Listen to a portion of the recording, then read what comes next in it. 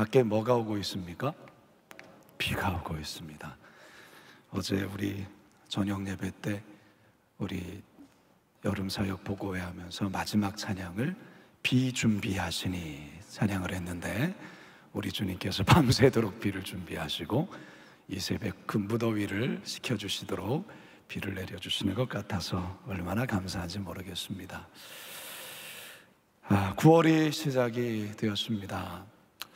그러나 여전히 우리가 이 세상에 들려오는 소식들을 듣다 보면 참 여전히 전쟁과 테러, 분쟁, 이 소식이 끊임없이 들려옵니다. TV 뉴스를 들으면 우크라이나, 러시아 간의 전쟁 소식 들려오고요, 이스라엘과 팔레스타인 간의 미사일 공격으로 건물이 파괴되고 여러 사람이 죽거나 또한 부상당했다는 소식 매일마다 전해옵니다. 가정에서는 자식이 부모를 흉기로 살해했다, 이런 엄청난 소식도 때론 들려오고, 남편이 내연녀와 짜서 아내를 독극물로 살해, 보험료를 타려다 적발되었다, 이런 소식도 무시무시한 소식들이 들려옵니다. 의료 파업으로 정부와 의료계 간에 타협되지 않는 갈등의 소식들이 여전히 들려오고, 직장에서는 노사 간의 갈등, 야당과 여당 간에는 좁혀지지 않는 서로를 향한 끊임없는 비방과 또는 비난에 대한 그런 소식들을 늘 듣게 됩니다. 성도 여러분, 지금 우리가 사는 이 세상에서 들려오는 이런 소식들 듣다 보면 과연 세상은 평화를 원하는가? 라는 생각이 들 때가 있습니다. 여러분, 세상은 평화를 원할까요? 여러분, 평화를 원합니까? 당연히 평화를 원하죠. 평화를 원하지 않은 분이 어디 있겠어요? 세상은 평화를 원하지만 복음성가의 가사처럼 전쟁의 소식이 여전히 늘어나고 있어요. 왜 그럴까요? 오늘 본문의 제목이 그 답이라 생각해요. 화평하게 하는 자가 없기 때문에 그렇습니다. 화평하게 하는 자가. 하나님께서는 이 땅에 화평을 주시기 위해서 누구를 보내주셨습니까? 예수님을 보내주셨습니다. 이 땅에 화평을 주시기 위하여, 진정한 평화, 진정한 화평을 주시기 위해 예수님을 보내셨어요. 그래서 예수님이 이 땅에 오신 겁니다. 하나님은 오늘날에도 세상 속에 평화를 주시기를 원합니다. 믿으십니까? 하나님이 원하세요.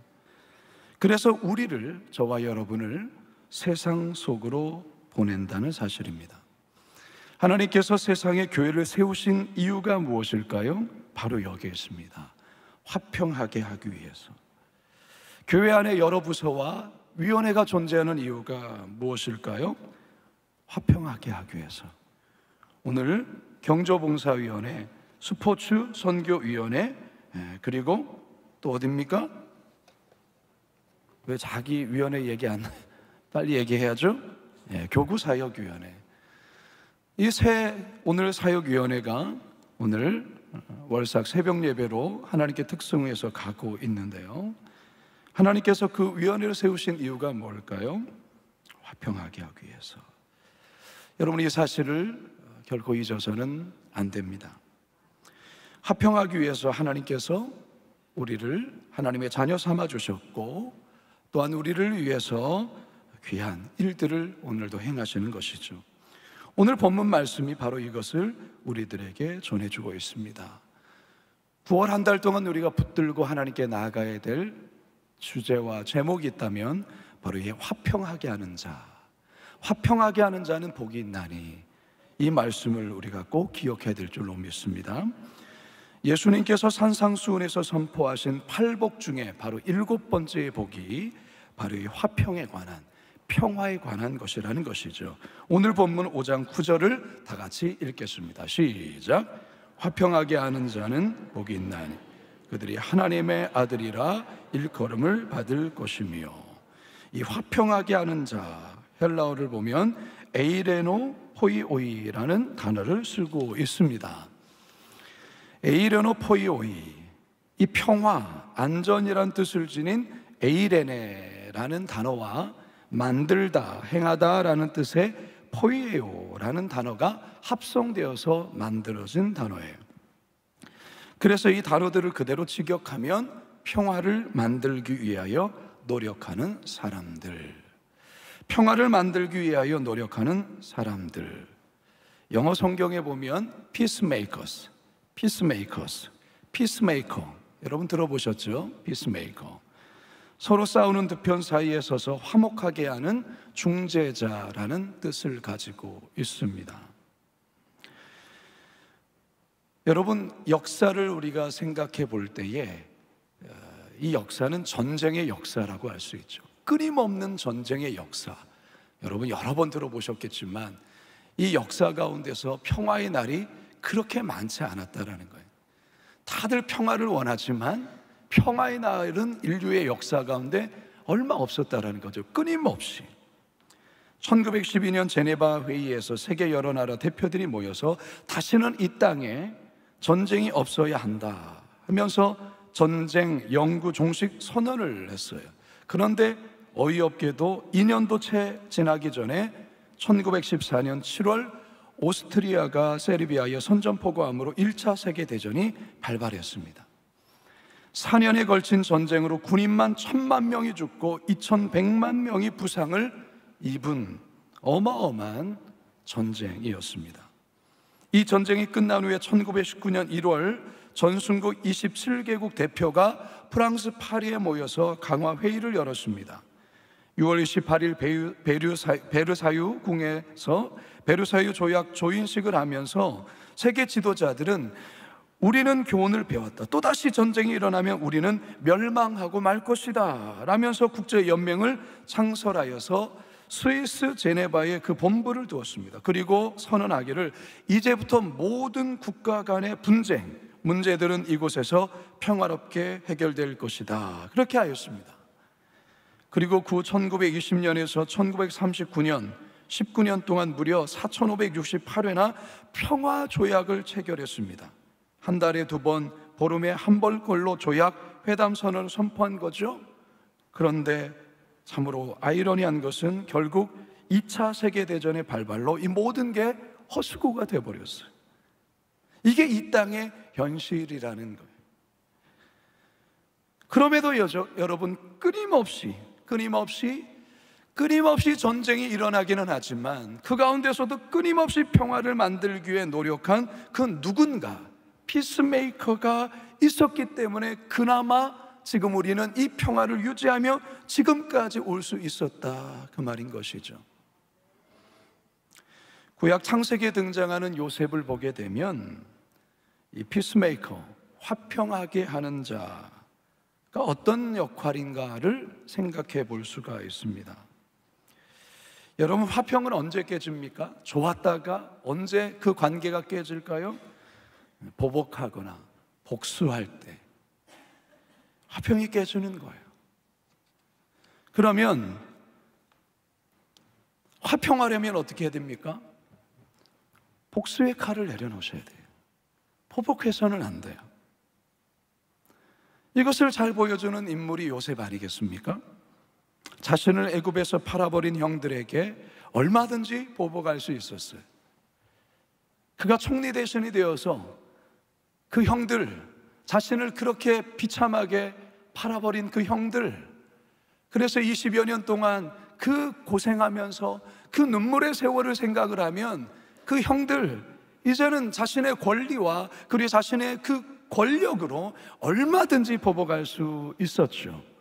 그러나 요셉은 그렇게 하지 않습니다. 만약에 보복했다면 평화, 화평은 없을 거예요. 그러나 그것을 내려놨죠. 복수의 칼을 내려놨죠. 보복하지 않았습니다. 오히려 형들을 진심으로 용서했고 그들에게 선을 베풀었습니다.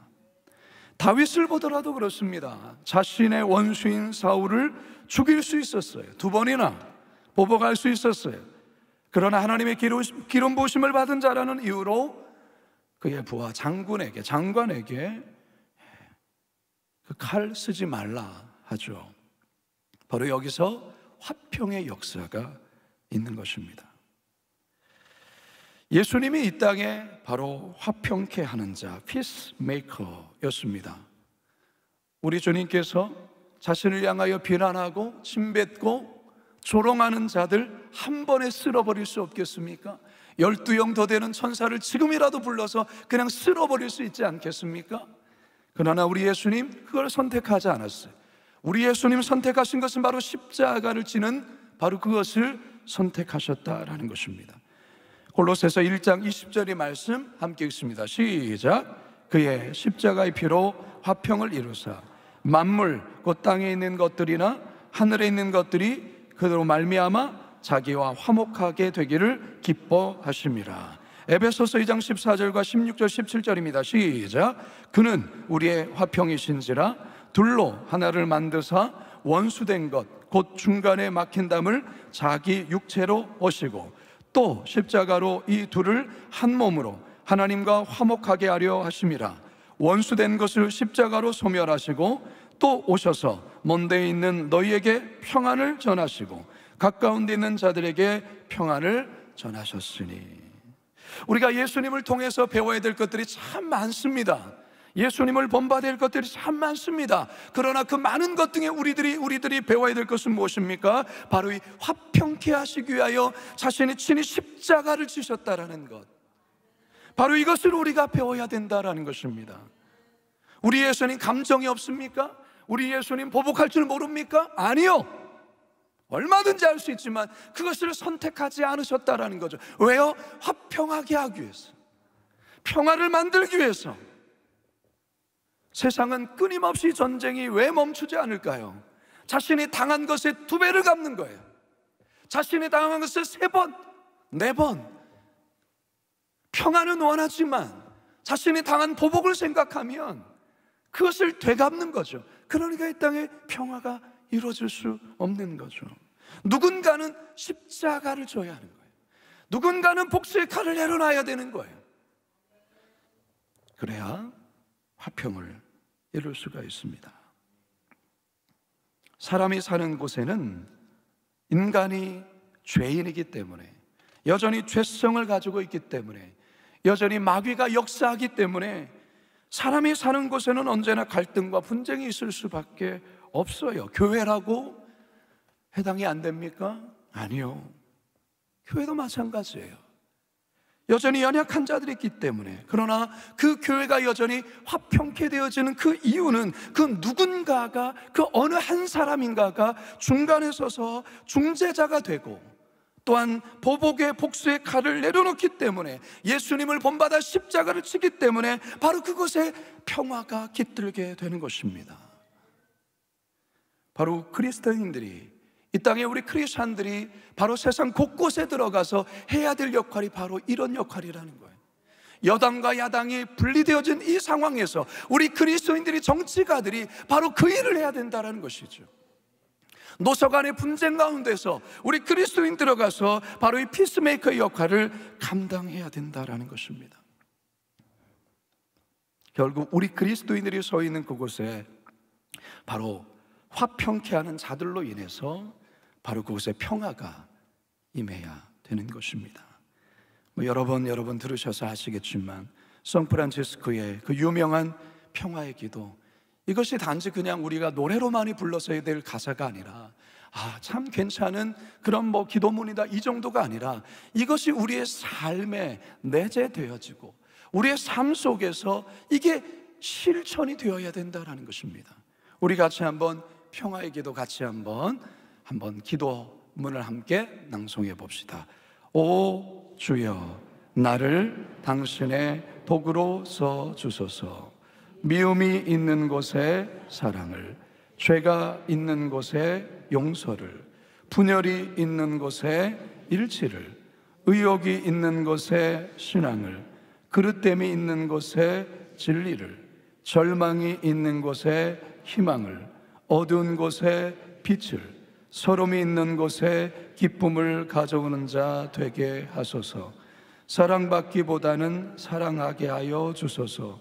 우리는 줌으로써 받고 용서함으로써 용서받으며 자기를 버리고 죽음으로써 영원한 생명을 얻게 되기 때문입니다. 주여 나를 평화의 도구로 써주소서. 가슴에 손을 얹읍시다. 주여 나를 평화의 도구로 써주소서. 한 번 더요. 주여 나를 평화의 도구로 써주소서. 하나님은 평화를 만들고 화평을 만드는 자를 귀하게 여기십니다. 그래서 그런 자에게 복을 주신다 약속하십니다. 어떤 복인가? 5장 9절 한 번 더 읽겠습니다. 시작.